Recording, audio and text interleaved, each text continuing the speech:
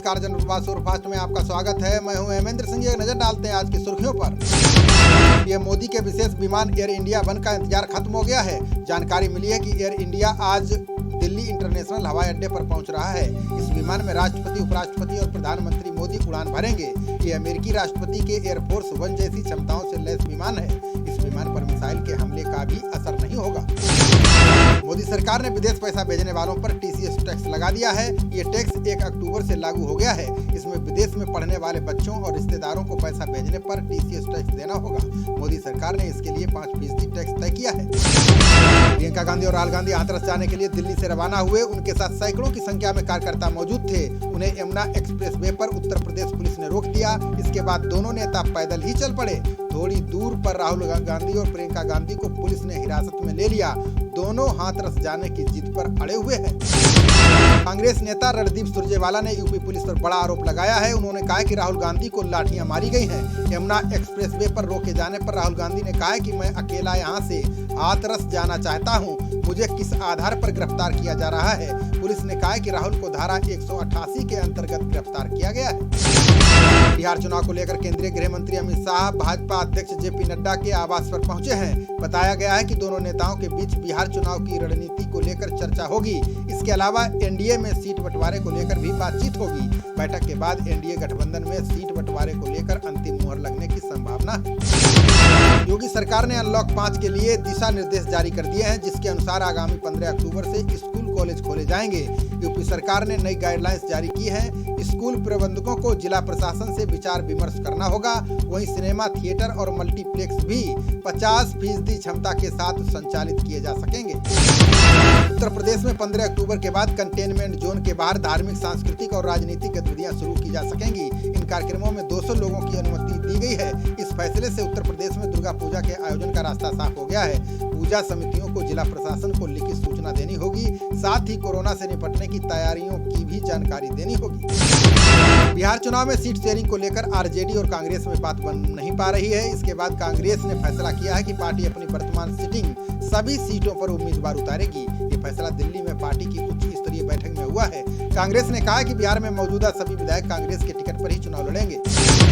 सरकारी और निजी बैंकों ने प्रमुख लोन की दरें आधा फीसदी तक घटाने का फैसला किया है। ये नई दरें 1 अक्टूबर से लागू हो गई हैं। इसमें ग्राहकों को हर महीने की ईएमआई पर आधा फीसदी की बचत होगी।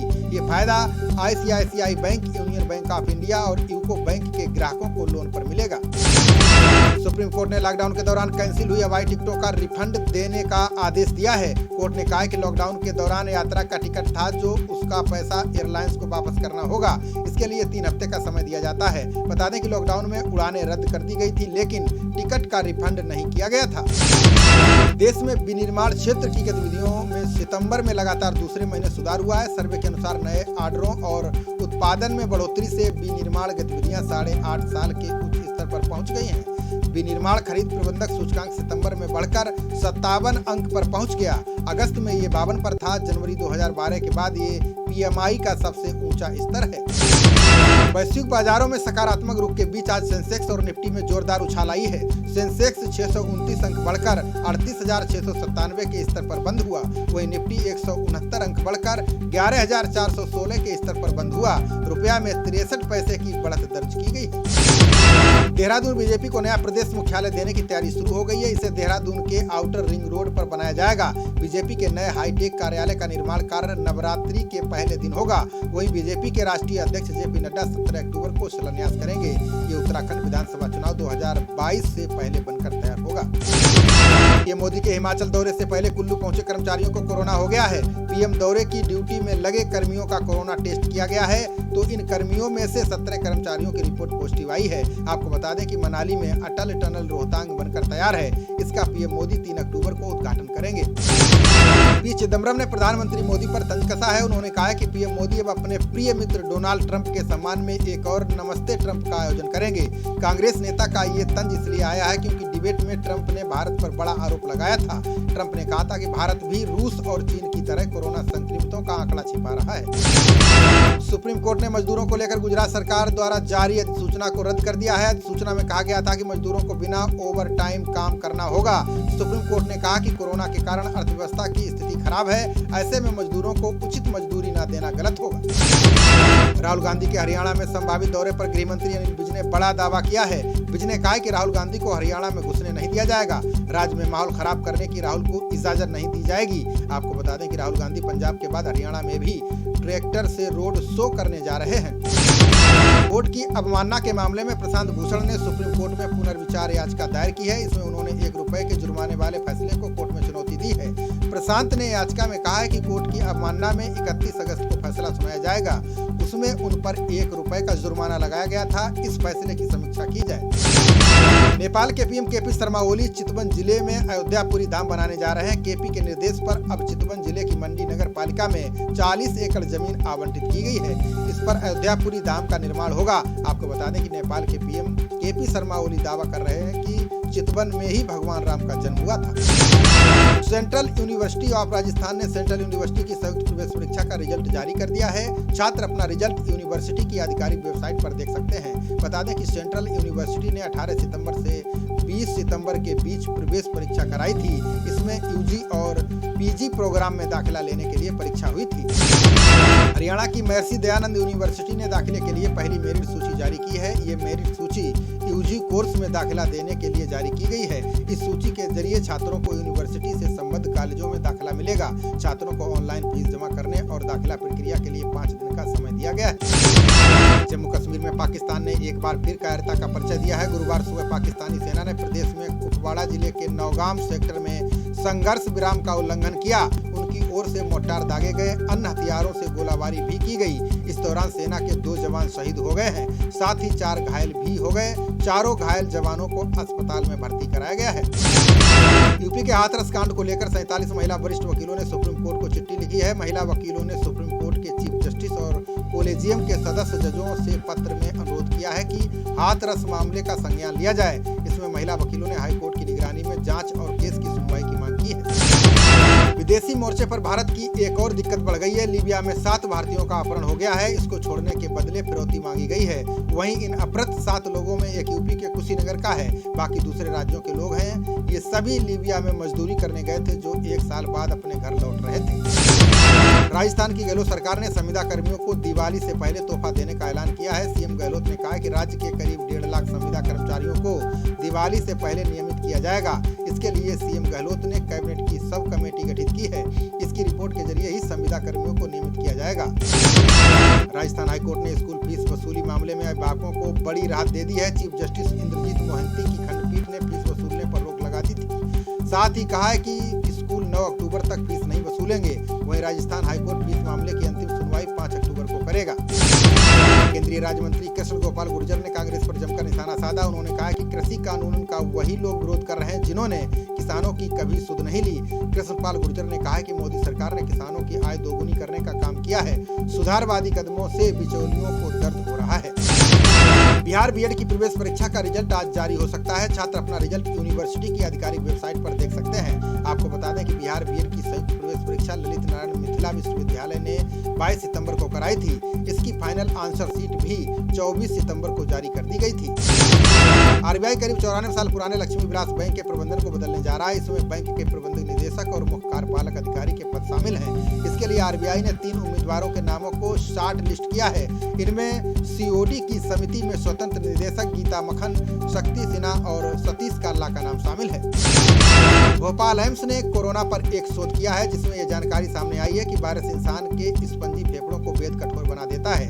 फेफड़े पत्थर की तरह कठोर हो जाते हैं। इससे व्यक्ति सांस नहीं ले पाता और उसकी जान चली जाती है। अशोक गहलोत ने राजस्थान और हाथरस की घटना की तुलना को दुर्भाग्यपूर्ण बताया। उन्होंने कहा है कि दोनों घटनाओं की तुलना करना सही नहीं है। उन्होंने कहा कि हाथरस की घटना बेहद निंदनीय है। राजस्थान के 12 में बालिकाओं ने स्वयं मजिस्ट्रेट के सामने बयान दिया है, जिसमें उन्होंने कहा कि उनके साथ ज्यादती नहीं हुई है, वे अपनी मर्जी से लड़कों के साथ घूमने गई थी। भारत ने अंतर्राष्ट्रीय यात्री उड़ानों के संचालन के लिए ओमान के साथ द्विपक्षीय एयर बबल व्यवस्था स्थापित की है। नागरिक उड्डयन मंत्री हरदीप सिंह पुरी ने इसकी जानकारी दी है। इससे पहले भारत का 15 देशों के साथ ऐसा समझौता है। समझौते के तहत अंतर्राष्ट्रीय यात्री उड़ानों को कोरोना के कारण प्रतिबंधात्मक स्थिति में एक दूसरे के क्षेत्र में संचालित किया जा सकेगा। बिहार जाने वाली ट्रेनों में यात्रियों की भीड़ के चलते कल से कई स्पेशल ट्रेनें चलेंगी। इनमें बापू धाम मोतिहारी से दिल्ली के लिए 2 अक्टूबर से चलेगी। साथ ही 4 अक्टूबर को दिल्ली से बापू धाम मोतिहारी के लिए रवाना होगी। ये बिहार से गोरखपुर सीधा सीतापुर और मुरादाबाद के रास्ते चलेगी। पूर्व वायु सेनाध्यक्ष BS धनोआ ने दोपहिया कंपनी हीरो मोटर कॉर्प को ज्वाइन किया है। धनोआ कंपनी को गैर कार्यकारी और स्वतंत्र निदेशक बनाया गया है। इसके अलावा हीरो मोटर कॉर्प में संजय भान को वैश्विक कारोबार का प्रमुख नियुक्त किया गया है। कांग्रेस के कोषाध्यक्ष और सांसद अहमद पटेल को कोरोना हो गया है। पटेल ने कोरोना रिपोर्ट पॉजिटिव आने की जानकारी ट्वीट कर दी है। पटेल ने कहा कि मेरे संपर्क में आने वाले लोग एहतियात के तौर पर अपना टेस्ट करा लें। साथ ही उन्होंने खुद को आइसोलेट कर लिया है। पराली की समस्या से निपटने के लिए नई तकनीक का इस्तेमाल किया जाएगा। ये बात केंद्रीय पर्यावरण मंत्री प्रकाश जावड़ेकर ने कही। जावड़ेकर ने कहा कि इस तकनीक को पूरा एग्रीकल्चरल इंस्टीट्यूट ने विकसित किया है।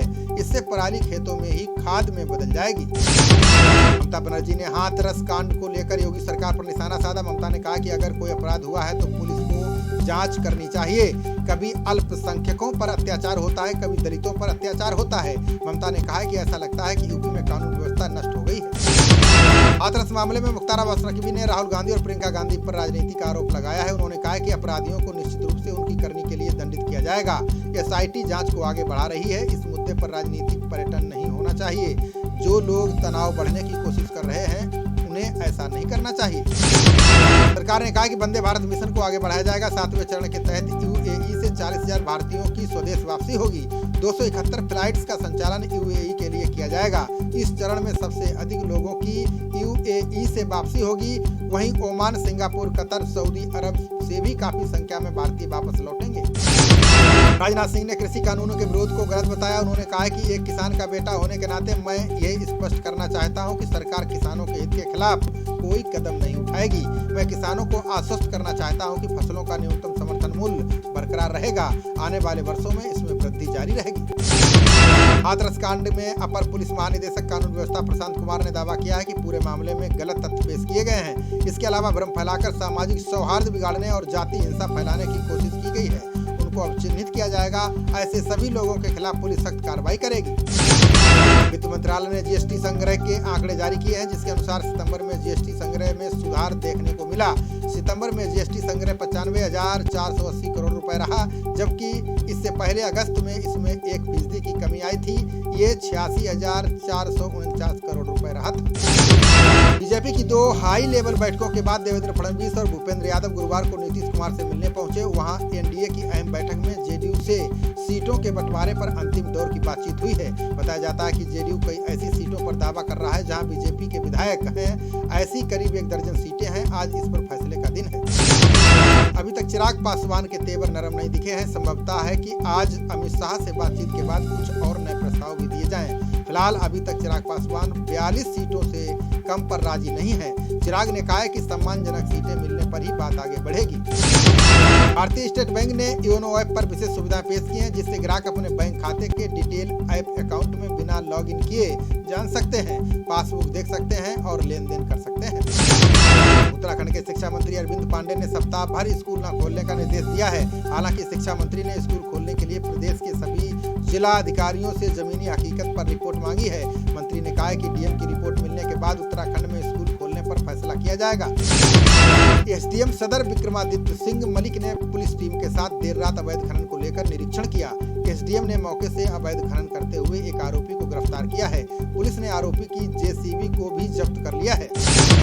नौका विधानसभा से भाजपा प्रत्याशी रामेश्वर चौरसिया को बदलने को लेकर भाजपा का एक गुट लामबंद होने लगा है, जिसको लेकर राजपुर में भाजपा के एक खेमे ने अलग से बैठक की। इन कार्यकर्ताओं ने प्रत्याशी बदलने का प्रस्ताव पारित किया। इसकी सूचना प्रदेश नेतृत्व को भी दी गई है। बहराइच मेडिकल कॉलेज के निर्माण में हुए घोटाले की जांच चल रही है।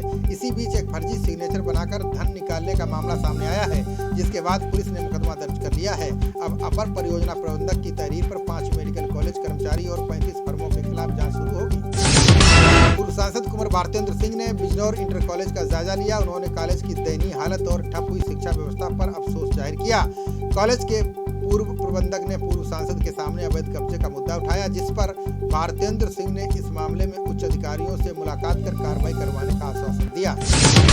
खबरों का सिलसिला जारी रहेगा। देखते रहिए जनप्रभात। नमस्कार।